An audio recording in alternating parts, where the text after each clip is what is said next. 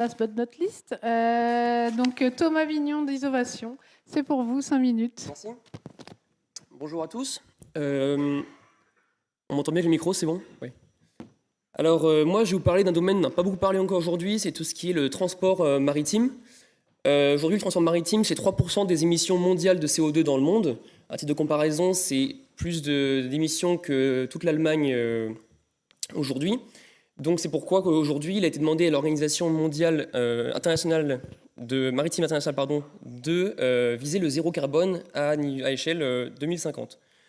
Ça tombe bien, nous à Isovation, on est en train de développer une solution de conteneurs réfrigérés autonomes à hydrogène qui va être un de ces outils qui permettra donc la décarbonation du transport maritime. Hop. Non, hop là. Donc Isovation, on est donc nous une PME basée à Avignon, on est expert en chaîne du froid, on fabrique donc diverses solutions isothermes sur mesure innovantes, autonomes, pour donc des clients majoritairement dans le pharmaceutique, également dans l'agroalimentaire. Et donc c'est des solutions qui vont tenir aujourd'hui quelques jours, ce qui n'est pas suffisant pour aujourd'hui le maritime, qui se compte plutôt en dizaines de jours, voire en mois. Donc le contexte aujourd'hui dans le transport maritime, le transport de produits réfrigérés, il se fait par conteneur réfrigéré.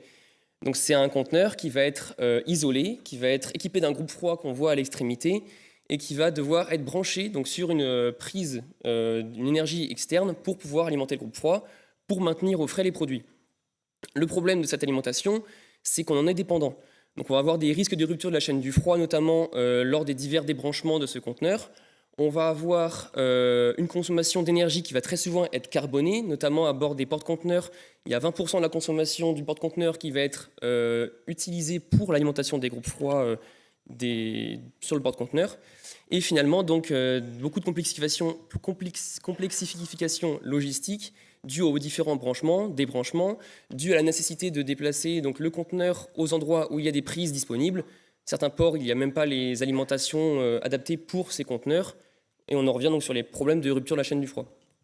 Notre solution pour répondre à ça aujourd'hui, c'est donc ce conteneur réfrigéré autonome à hydrogène.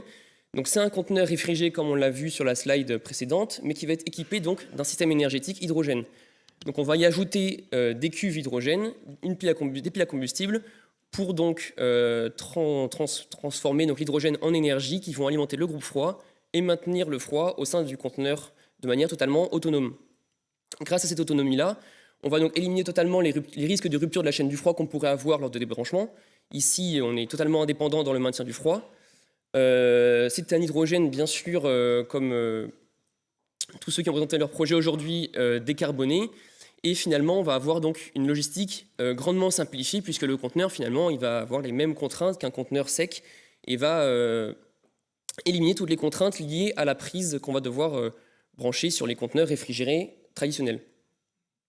Cette autonomie-là, elle va être très intéressante donc pour le maritime, j'en ai parlé, mais également pour le report modal. Le report modal, donc sur des voies ferroviaires ou fluviales, qui vont permettre donc énormément d'économies, d'émissions, d'énergie, permettent aussi de désengorger, bien sûr, donc, les routes de leurs camions. Ces voies-là de transport, que ce soit le train ou la barge, elles ne sont pas équipées en prise reefer comme pourraient l'être les porte-conteneurs. Donc c'est très compliqué aujourd'hui de transporter des produits frais par ces voies-là. Nous, avec notre solution autonome, on peut le faire. Une fois le plein d'hydrogène réalisé, le froid est assuré pendant tout le trajet. Et donc, on pourra avoir une seule solution logistique pour le préacheminement, le transport principal par la mer et le post-acheminement, qui soit par train, par barge, par camion, tout ce que vous voulez. Donc, voilà un peu notre solution. Nous, pour conclure, pour l'instant, on a fait donc, une étude de faisabilité de ce conteneur. Sur le papier, il est là.